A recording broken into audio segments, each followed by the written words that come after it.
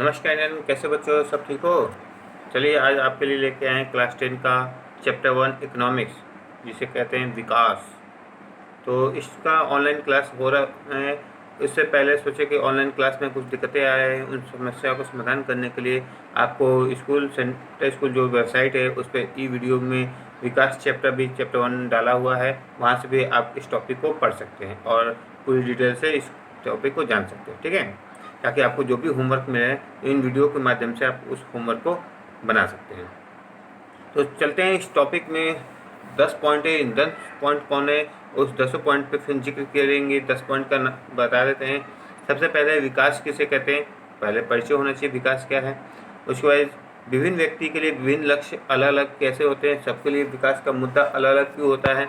इसके बाद हमारे लिए विकास दूसरे के लिए विनाशकारी होता है कैसे। विकास किसी की धारणाएं अलग अलग होती है। विकास की धारणाएं देश हो, राज्य हो या हर जगह के अनुसार बदलती रहती है। ऐसे राष्ट्रीय आय और प्रति व्यक्ति आय में अंतर क्या है। किसी देश या व्यक्ति का विकास किन किन लक्ष्यों पर होना चाहिए। विकास विश्व बैंक के अनुसार विकास रिपोर्ट क्या है और विभिन्न देशों तथा भारत के राज्यों के औसत आय मतलब प्रति व्यक्ति आय कितनी है। महत्वपूर्ण तथ्य में पढ़ना है शिशु मृत्यु दर, साक्षरता दर, सार्वजनिक सुविधाएं, मौलिक सुविधाएं, निविल उपस्थिति अनुपात, मानव विकास report HDI human development index जिसे कहते हैं मानव विकास सूचकांक, ठीक है। क्या बिना विनाश के देश का विकास संभव है तो कैसे। क्या प्राकृतिक संसाधनों के दोहन के बगैर विकास संभव है तो कैसे। विकास को मापने के लिए UNDP का मापदंड विश्व बैंक से अलग कैसे है। ये 10 क्वेश्चन है। इन 10 क्वेश्चन को अगर जिक्र कर लिया जाए तो पूरे टॉपिक कंप्लीट हो जाता है और आपका कोई क्वेश्चन बचता नहीं है, ठीक है। तो स्टार्ट करते हैं। सबसे पहले विकास का परिचय। विकास कहते किसे हैं। विकास का शाब्दिक अर्थ होता है प्रगति। क्या अर्थ होता है विकास का शाब्दिक अर्थ होता है प्रगति, मतलब आप कितना प्रगति कर रहे हैं पहले की अपेक्षा अब, ठीक है।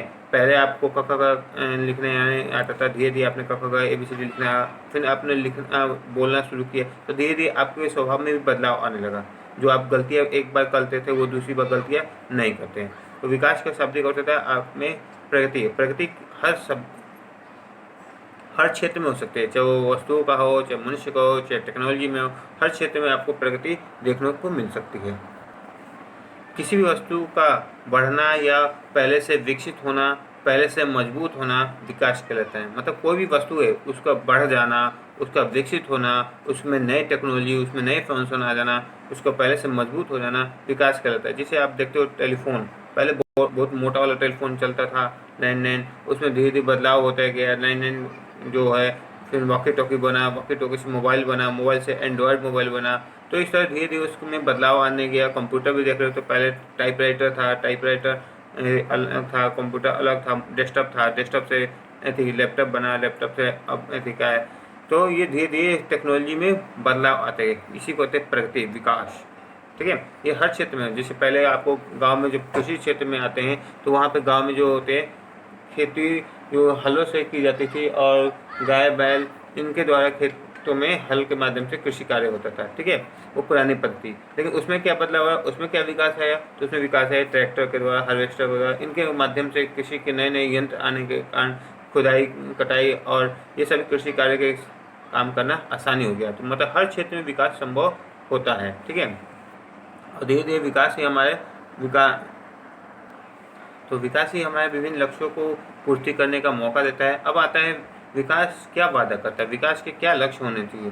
तो विभिन्न व्यक्तियों का लक्ष्य अलग अलग होता है। जैसे एक भूमिहीन किसान है तो वो चाहता है कि एक अच्छी मजदूरी मिले, कम समय में उसे अच्छा मजदूरी मिले और ज़्यादा पैसे मिले, ठीक है। जबकि एक जमींदार चाहता है, उसका विकास क्या है कि कम मजदूरी में उसे अच्छे फसल पैदा करने वाले मजदूर मिले।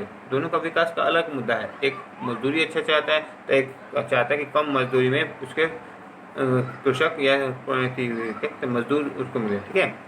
इसी तरह देखते हैं स्थानीय स्कूलों में बच्चे जब उत्तम शिक्षा को प्राप्त करके सक्षम हो जाते हैं तो कोई सामाजिक भेदभाव नहीं रहता है, वो गांव में भी नेता बन सकते हैं। तो ये विकास के मुद्दे हैं।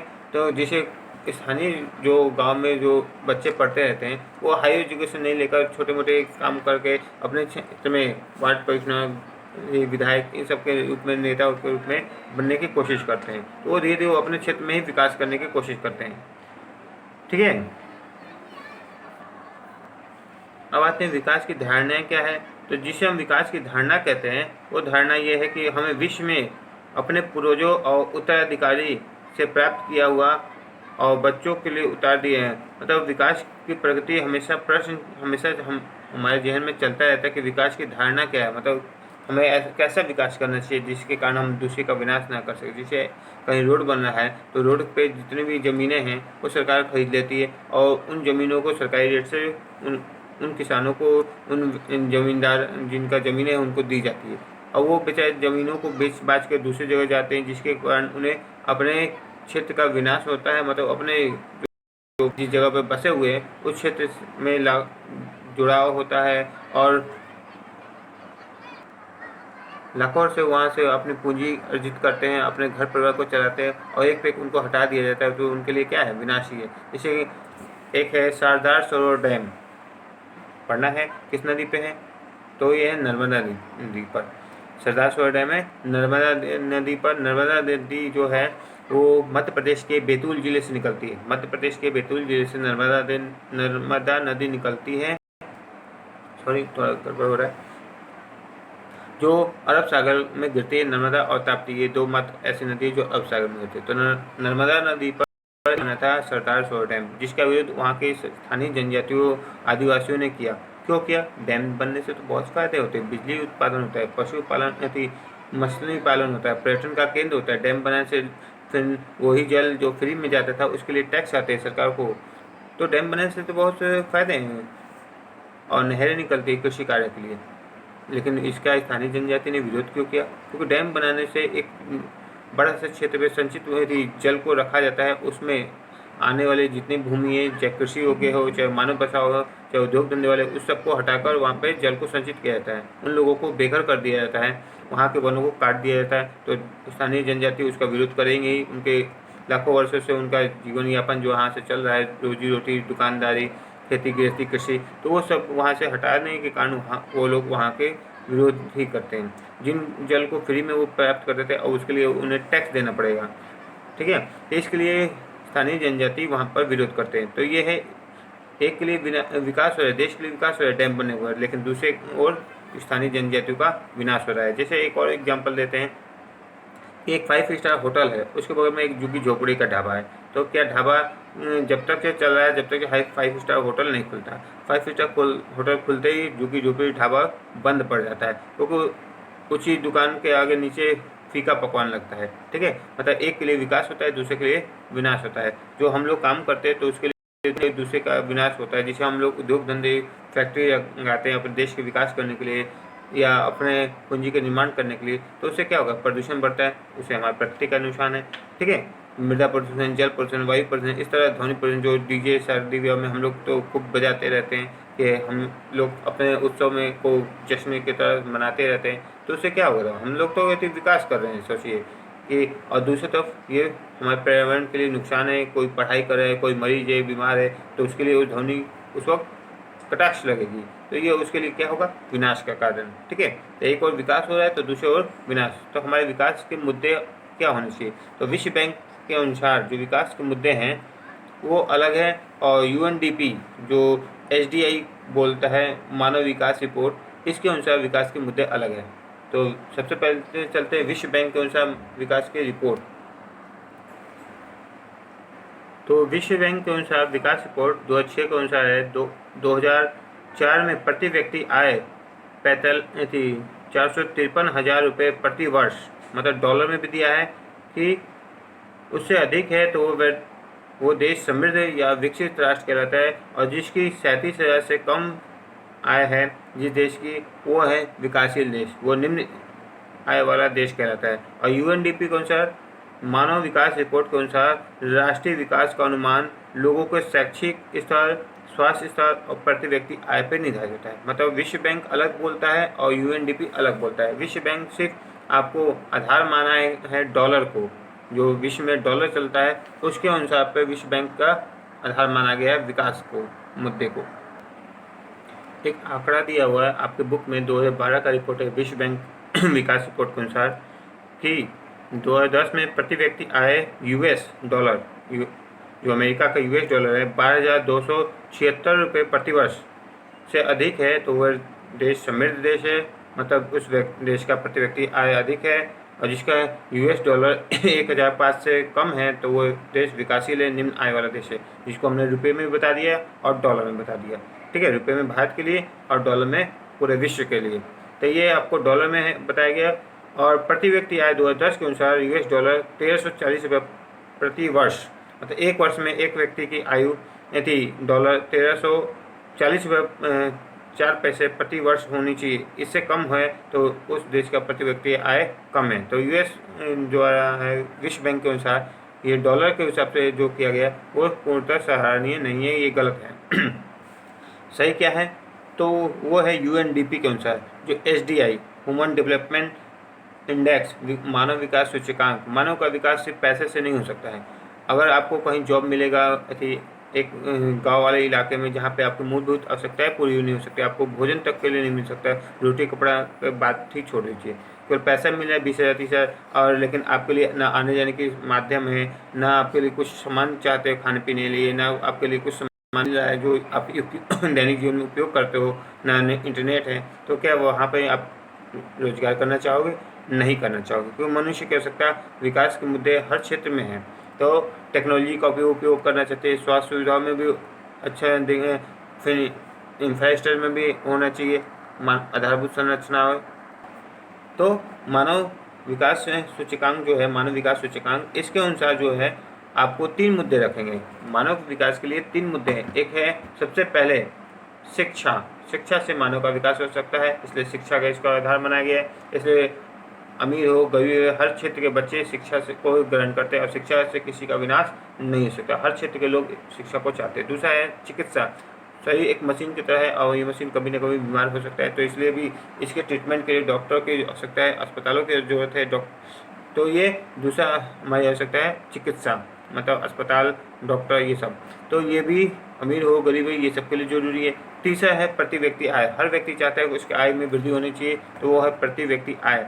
ये 3 ही मुद्दे रखे गए मानव विकास सूचकांक के अनुसार, विकास के मुद्दे। ठीक है, आपके बुक में एक चित्र दिया हुआ है जहाँ पे 4 कुर्सी हैं, 5 व्यक्ति बैठे हुए हैं, और एक में है 4 कुर्सी पर 1 व्यक्ति बैठा हुआ है, एक में 2 कुर्सी पर 4 व्यक्ति बैठा है। अमीर और गरीब के देशों को दिखा रहा है कि अमीर देश में एक व्यक्ति 10 लोगों काम कर सकता है, मतलब 10 लोगों की पूंजी वो अर्जित करता है। ठीक है, जैसे मशीन के कारण एक व्यक्ति हजारों हेक्टेयर भूमि में मशीनों के द्वारा कृषि कार्य करता है, लेकिन एक घर में, एक परिवार में, जो गांव वाले इलाके हैं, जो भारत देश का है, या गरीब देश जो विकासशील देश है, उनमें पूरा परिवार लगा रहता है एक ही खेत में। मतलब वो एक व्यक्ति का काम नहीं है, वो तो एक व्यक्ति से भी कम उसका काम है, लेकिन उसमें 10 लोग लगे हुए हैं। लेकिन विश्व में 10 आदमी वो काम एक व्यक्ति कर रहा है, मतलब वहाँ पे पूंजी भी ज़्यादा मिल रहा है, वहाँ पे विकास ज़्यादा हो रहा है। तो इस तरह अमीर और गरीब देशों के व्यक्तियों को निर्धारण किया गया। एक है, अब इसमें चलते हैं कि साक्षरता दर। साक्षरता दर क्या है, शिशु मृत्यु दर क्या है? तो सबसे पहले चलते हैं शिशु मृत्यु दर। एक वर्ष में 1000 बच्चों पे जो जन्म लेते हैं और उसमें मरने वाले बच्चों की संख्या के अनुपात को कहते हैं शिशु मृत्यु दर। फिर से सुने, किसी वर्ष में या कोई भी वर्ष का आंकड़ा हो, उसमें 1000 बच्चों पर मरने वाले बच्चों की संख्या को शिशु मृत्यु दर कहते हैं। मतलब कितने जीवित है, कितने मर रहे हैं। 1000 पे 500 जीवित है कि 1000 में 900 जीवित है, तो वो 1000 का वो आंकड़ा होता है काउंटिंग करने के लिए। तो ये है शिशु मृत्यु दर। दूसरा है साक्षरता दर। 7 वर्ष से अधिक आयु के बच्चे जो साक्षर कहलाते हैं, पढ़ने लिखने जानते हैं, उसे साक्षर कहते हैं। ठीक है, साक्षर के प्रतिशत को साक्षरता दर कहते हैं। क्लियर? अब आता है निविल उपस्थिति अनुपात। निविल उपस्थिति अनुपात मतलब 14 से 15 वर्ष के आयु के बच्चे जो स्कूल में कुल बच्चों के कुल आयु के कुल बच्चों का 7% है। इनका प्रतिशत बोल रहा है 14 से 15 वर्ष के आयु के बच्चे जो स्कूल जाने वाले कुल बच्चों का कुल आयु के कुल अनुपात का प्रतिशत, जिसे निविल उपस्थिति अनुपात, मतलब 14 से 15 वर्ष के जो बच्चे हैं, जिसे 9-10 के बच्चे हैं, और ये बच्चे जो स्कूल जाते हैं, इनकी प्रतिशत क्या है जो स्कूल जाते हैं, उन्हें कहते हैं निविल उपस्थिति अनुपात। ठीक है, इसके बाद आते हैं सार्वजनिक सुविधाएं, मौलिक सुविधाएं। तो मौलिक सुविधाएं क्या, जो हर व्यक्ति की जरूरत है। तो शुद्ध वातावरण होना चाहिए, जल आपको शुद्ध मिलना चाहिए, स्वास्थ्य की सुविधाएं मिलनी चाहिए और शिक्षा मिलना चाहिए। और पोषण, पोषण मतलब कुपोषण के शिकार आप ना हो, मतलब शुद्ध अनाज जो हमारे केमिकल युक्त हो चुका है, अधिक लालच के चक्कर में किसान लोग रासायनिक खादों का प्रयोग करते हैं, जिसके कारण हमारा जो पर्यावरण प्रदूषित हो चुका है, उसके कारण बहुत से अनाज जो है दूषित हो चुके हैं और जिसको खाने से हम लोग शरीर में कुपोषण मिलता है। सही मात्रा में भोजन न मिलने के कारण कुपोषण, झींगा होना, गला बैठना, आँख धंस जाना, शरीर अपंग जैसा दिखना, तो ये विकलांगता के रूप में जो दिखाई देते हैं, इसे कहते हैं कुपोषण के शिकार। ठीक है, तो ये पोषण के, ये मौलिक सुविधाएं जो हर व्यक्ति को मिलना चाहिए, स्वास्थ्य, शिक्षा, पोषण और शुद्ध वातावरण, जल, ये मौलिक सुविधाएं। सार्वजनिक सुविधाएं क्या है, तो हर व्यक्ति को, जो ये अमीर हो गरीब हो, तो गरीब व्यक्ति के लिए आपको सार्वजनिक वितरण प्रणाली में आपको मिलता है, APL BPL के तहत आपको मुफ्त में अनाज 2 रुपये 3 रुपये के जी मुफ्त में अनाज जो मिलता है, जिसको हम लोग कहते हैं सार्वजनिक सुविधाएं। हर व्यक्ति को ये सुविधाएं मिलती है, गरीब व्यक्तियों के लिए। ठीक है, उसके बाद कहीं भी आपदा घटित होती है तो उनको राहत सामग्री मिलती है, भोजन मिलता है, वस्त्र मिलता है। जिसे अभी सबसे बड़ी आपदा, वैश्विक आपदा कोरोना चल रहा है, तो हर जगह देखोगे सरकार के द्वारा, प्राइवेट संस्थाओं के द्वारा आपको भोजन दिया जा रहा है। तो ये भी आपको सार्वजनिक सुविधाएं।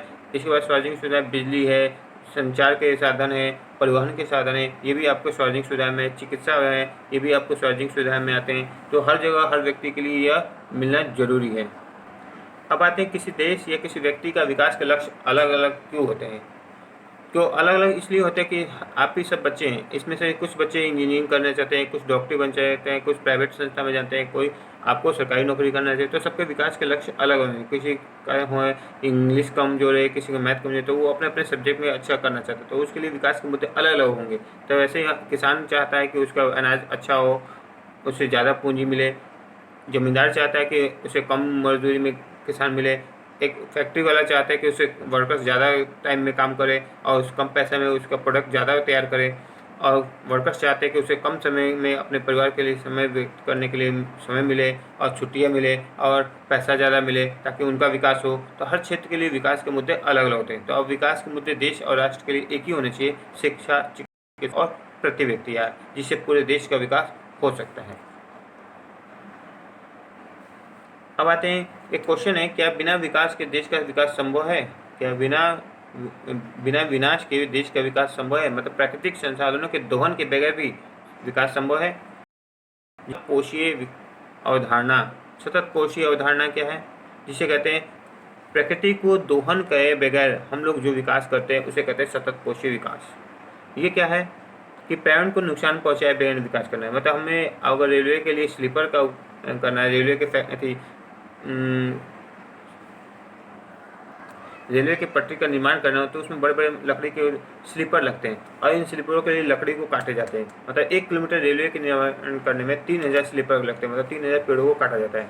अब इसका विकल्प क्या है? पर्यावरण नुकसान हो, 3000 पेड़ कटेंगे तो पर्यावरण नुकसान होगा, कार्बन डाइऑक्साइड बढ़ेगा, ऑक्सीजन की कमी होगी। तो हमें क्या करना है? उस लकड़ी के विकल्प खोजने। विकल्प क्या है? तो लकड़ी की जगह हम लोहे का उपयोग कर सकते हैं, सीमेंट का भी ढलाई का कर सकते हैं। तो इस तरह उसके जगह इनका उपयोग कर सकते हैं। घरों में भी खिड़की दरवाजे जो जो पहले लकड़ी के बनते थे, अब आपको लोहे के, एल्युमिनियम के, टीन के, लकड़ी के जगह पे आपको शीशे के, इन सब के चीज़ों के बनने लगे जिससे हमारा विकास भी ना रुके और विनाश भी प्रकृति का ना हो। तो इसलिए इसे कहते हैं सतत पोषीय विकास की अवधारणा। मतलब पर्यावरण को नुकसान किए बगैर जो विकास होता है उसे कहते हैं सतत पोषीय विकास। क्लियर?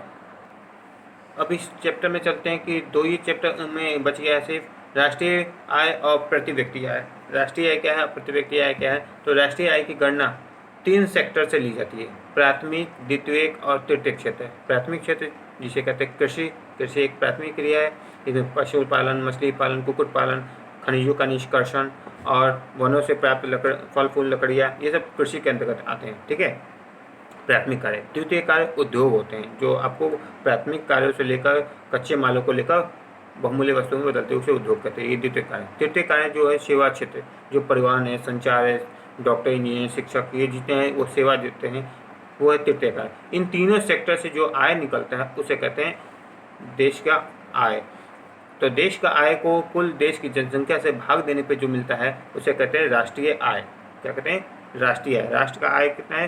देश की कुल जनसंख्या और देश की कुल आय को भाग देने पर जो बचता है उसे कहते हैं राष्ट्रीय आय, और राष्ट्रीय आय को कहते हैं उससे निकलेगा प्रति व्यक्ति आय, मतलब एक व्यक्ति का कितना आय निकलता है उसी को कहते हैं प्रति व्यक्ति आय को ही कहते हैं औसत आय। औसत आय मतलब हर देश का औसत आय अलग अलग होता है। हो सकता है अमीर देश में औसत आय कभी बढ़ता घटता है, लेकिन कोई कोई गरीब देश में भी देखा है कि औसत आय उसका मेंटेन रहता है, जिसे एवरेज जिसे कहते हैं। जैसे बच्चे का 7 सब्जेक्ट है, 7 सब्जेक्ट में किसी में 40 लाया, किसी में 50 लाया, किसी में 60 लाया, तो उसका एवरेज जो निकलता है मतलब 30-40 का एवरेज निकलता है, तो उस समय परसेंटेज जिसे हम लोग कहते हैं। तो मान लो किसी बच्चे का एक में 80 नंबर आया, एक में 30 नंबर आया, एक में तो पास हो गया, दूसरे में फेल हो गया, तो उसका औसत आय खराब है। मतलब वैसे देश का विकास नहीं हो सकता है। विकास के लिए एक एवरेज होना चाहिए, उस एवरेज से उसका ग्राफ नीचे आना चाहिए, उससे एवरेज का ग्राफ ऊपर ही जाना चाहिए, तो समझिए वो देश विकास कर रहा है और प्रगति कर रहा है। मतलब पहले के संसाधनों को वो मजबूत बना रहा है और विकसित बना रहा है और टेक्नोलॉजी को डेवलप कर रहा है, तो वो विकास कर रहा है, समझिए। तो इस तरह आपने पूरे चैप्टर को कंप्लीट किया।